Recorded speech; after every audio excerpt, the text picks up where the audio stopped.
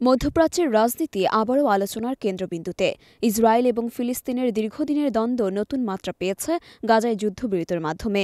১৫ মাসেরও বেশি সময় ধরে চলা সহিংসতার পর হামাস এবং ইসরায়েলের মধ্যে বন্দি বিনিময় এবং যুদ্ধবিরতি চুক্তি সই হয়েছে। হামাসের শীর্ষ নেতা খালিল আল হাইয়া এই চুক্তিকে ইসরায়েলের ঐতিহাসিক পরাজয় হিসেবে অভিহিত করেছেন। বৃহস্পতিবার টাইমস অব ইসরায়েলের এক প্রতিবেদনে এই খবর জানানো হয়। এক টেলিভিশন ভাষণে আল হাইয়া বলেন, গাজায় ইসরায়েল তার কোনো লক্ষ্য অর্জন করতে পারেনি। তিনি আরও দাবি করেন, ফিলিস্তিনি প্রতিরোধ শক্তি দখলদার ইসরায়েলের প্রকাশ্য ও গোপন সব পরিকল্পনা ব্যর্থ করে দিয়েছে।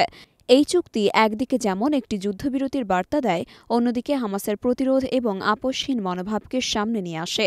আল হাইয়া স্পষ্ট ভাষায় বলেন, আমাদের প্রতিরোধ দখলদারদের জয়ী হতে দেবে না। আমরা প্রতিটি রক্তবিন্দুর জন্য প্রতিশোধ নিতে প্রতিজ্ঞাবদ্ধ।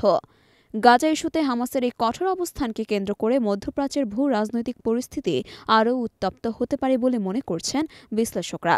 বিশেষ করে ইরান সমর্থিত হিজবুল্লাহ এবং ইয়েমেনের হুথি বিদ্রোহীদের হামাসের প্রতি প্রকাশ্য সমর্থন এই সংঘাতকে নতুন মাত্রা দিচ্ছে। আন্তর্জাতিক সম্প্রদায়ের চোখে এই চুক্তি হয়তো শান্তি আনার একটি প্রচেষ্টা, কিন্তু হামাসের বক্তব্য থেকে বোঝা যাচ্ছে ফিলিস্তিনি জনগণের অধিকারের জন্য তারা শেষ পর্যন্ত প্রতিরোধ চালিয়ে যাবে।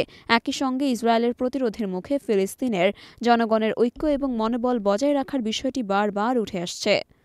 এই চুক্তি এবং প্রতিক্রিয়া মধ্যপ্রাচ্যের দীর্ঘমেয়াদী সংকট সমাধানে কতটা ভূমিকা রাখবে তা এখনই বলা কঠিন।